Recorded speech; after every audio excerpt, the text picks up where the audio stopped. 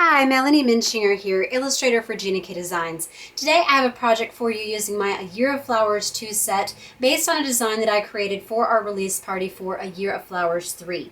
So the A Year of Flowers line is a series of sets that contains all the different flowers that you would need to be able to create a card for any occasion or season with just the one set of different varieties of flowers. So here you can see all the images in their actual size.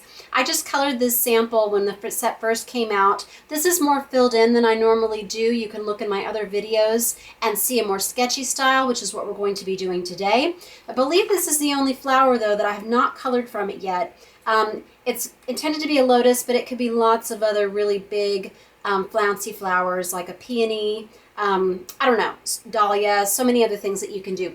But anyway, I want to show you how to create this background, which is some sponge daubers and different inks. This is one of my favorite ways to create a coordinating background for stamped images. I don't use a lot of pattern paper. I really like to use images from the set to accent that focal point. So the products that we're going to be using for today's card, I've got some cardstock here. This is the Gina K Pure Luxury Edible Eggplant, lovely lavender, and then some of the white, and I will post the measurement of all of these mats below.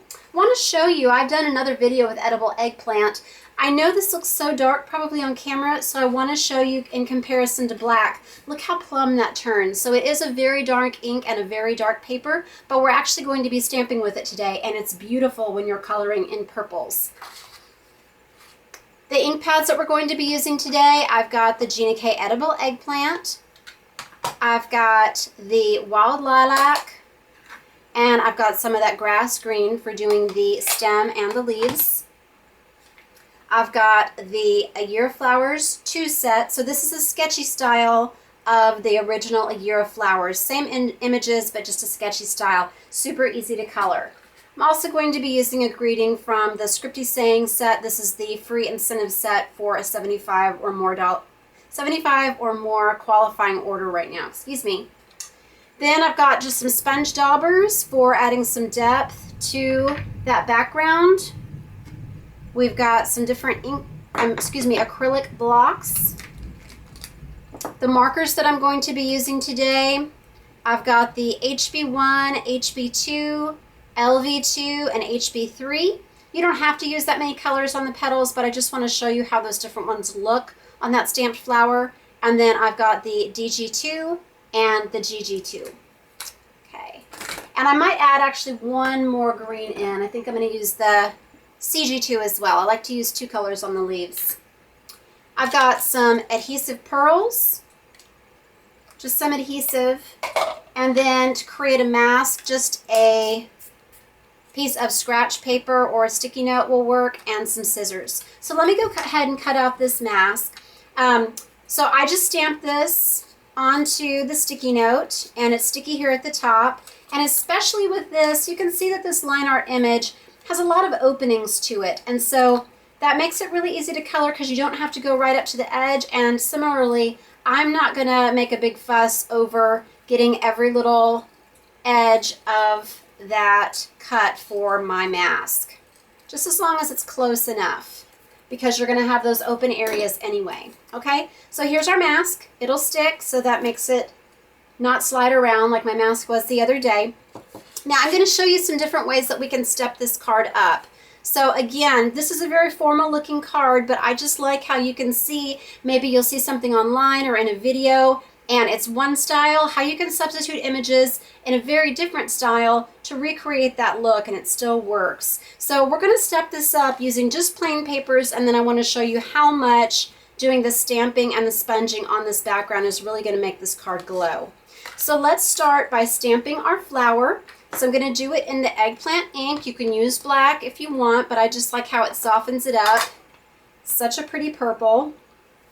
Okay, so I want my first flower to be in the front. So I'm going to do that one a little bit higher. Then I'm going to pop my mask on, and I'm going to stamp it again. Now, I do not mind how it looks when these sketchy flowers overlap just a little bit, but this much that's going to get a little busy and confusing in there with which flower is which. So I would definitely use a mask if you're going to have them overlapping that much in your design. Now we're going to stamp the stems in the green, and if you prefer to do the stem and the leaves in the purple and then go over them in green, you're welcome to, but this is really more like a bold two-step stamp the way that I have made this particular stem. So I have open stems that can be colored, or I really like this simple stem which is just bold and you don't have to color it in. It can bend either way, so I'm going to stamp it first here. And whenever you're adding a stem to a flower, if you have an elemental set where they're not attached, you want the stem going through the middle of that center. So you see how I've got it curving this way. You want to kind of keep that consistent with that arc.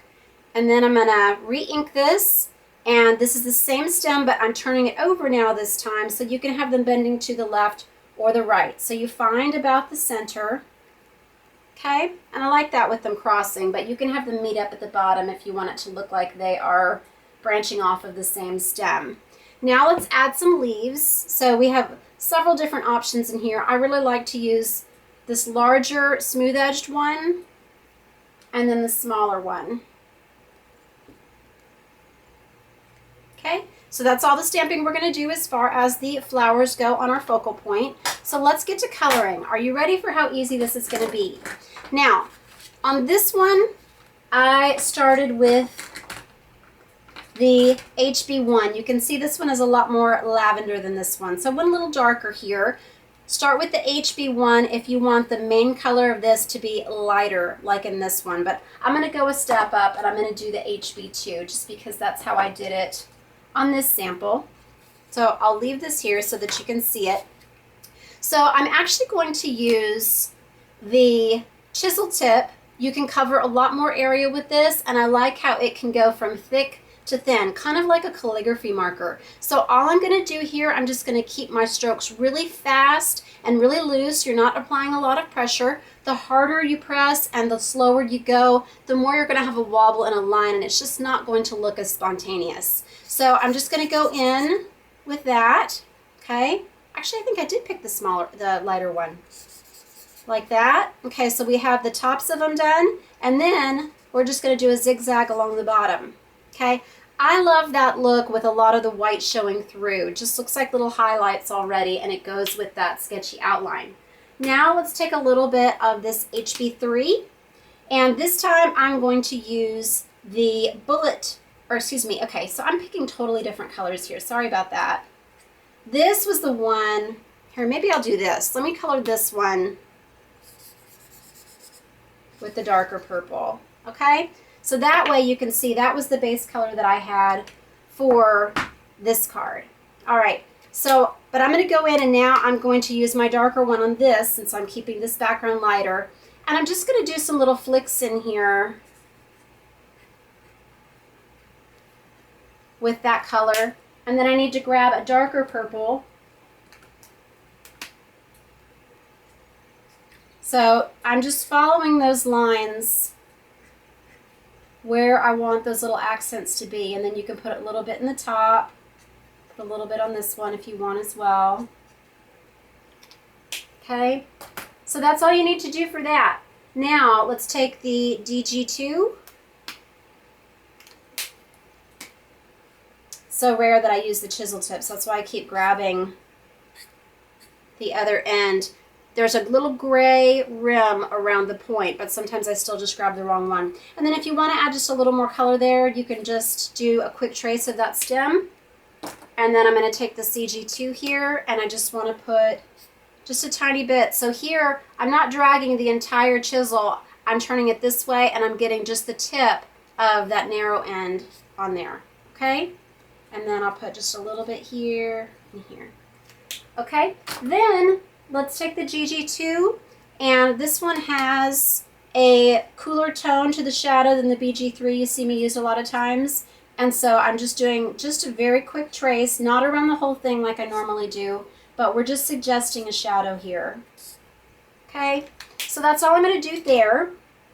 On this one, I chose, just to make the layout a little bit different, to put the happy birthday to you right over the sentiment. And if you're not sure about whether that's going to work because of how dark your images turned out, you can lay the sheet with the stamps on it right over that mat. So if you're stamping in a dark color like black or the eggplant, you can see, yes, I can still easily read that happy birthday to you. So I'm going to use the eggplant on this.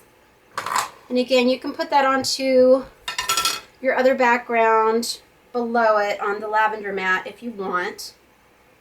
But see, I just love this font with this sketchy style. So these are going to work beautifully together. I'm going to use this a lot. Now I'm going to just mount this onto my eggplant layer.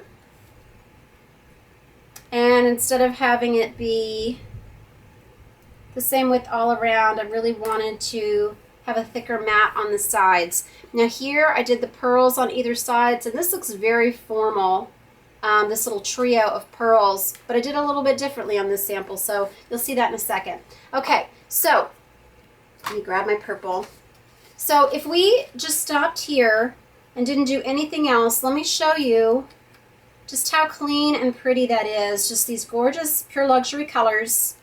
So you can just stop right there if you want. But let me show you how, with just a couple quick steps, you can go to this. So really fancy, just a little bit more time. So what we're going to do is we're going to take that same flower and we're going to stamp it all over. I don't want it to be as dark as,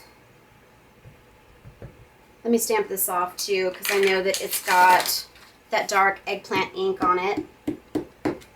So I don't want it to be quite as dark as the eggplant. I want this to recede a little bit more, but I do want it to be darker than a watermark. So that's why I'm not using Versamark or the Coordinating Lovely Lavender ink. So I turn the stamp as I go and I make it nest together. It doesn't really matter so much that you get them all in there, but you do want them going off every side.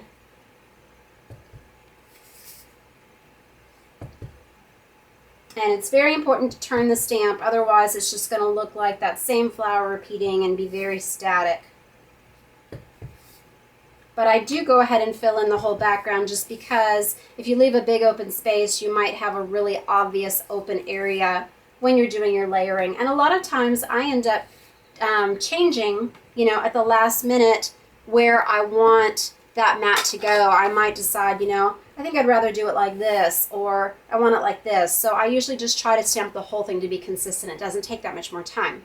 Okay, now we've got our sponge daubers. So I have two different ones I'm doing just because I don't want to put this lighter purple one that I sometimes use for my lovely lavender on this dark ink. Yes, you can get it off, but it does stain the sponge and it will change how that's going to look on there. All right, so you're going to ink up your dauber and you're going to want to go off of the edges.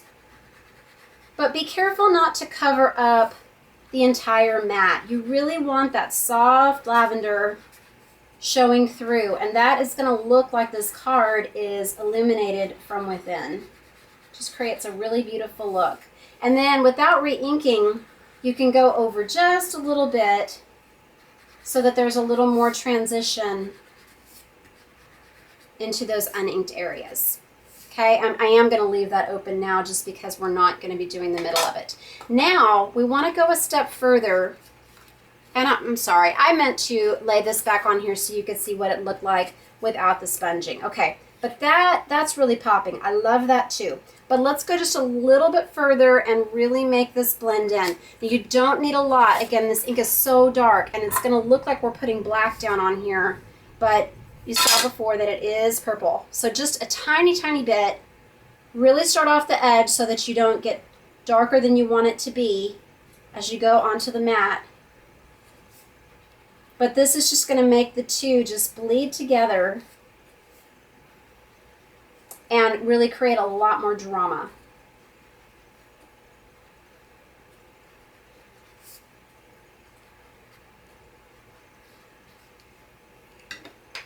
Okay.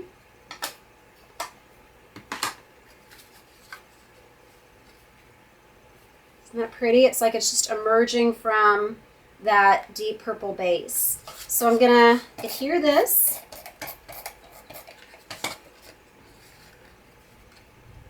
And then I'm going to pop this mat up on some foam squares. I did them flat on the first one, but I really wanted this mat to stand out. Just to show you something different.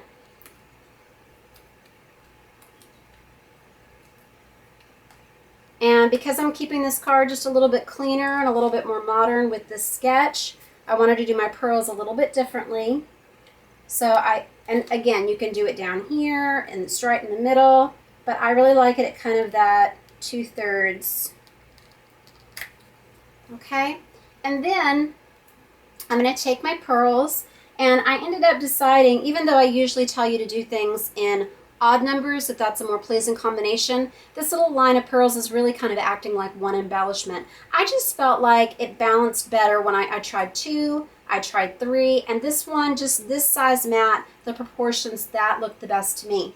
But I want to give you a little tip when you have these little sheets of pearls. It's great that they're on this clear backing, not just for convenience and when you're buying it so you can see it, but you can lay that over your design and really have a good idea of what it's going to look like. And what you might want to do is snip out just a few individual pearls, maybe in sets of 3 or sets of 2, so that you can see without having to commit laying out your embellishments before you actually stick them onto the design. So I'm going to use this little foursome here.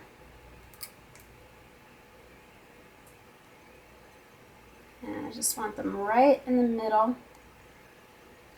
There we go. That's it.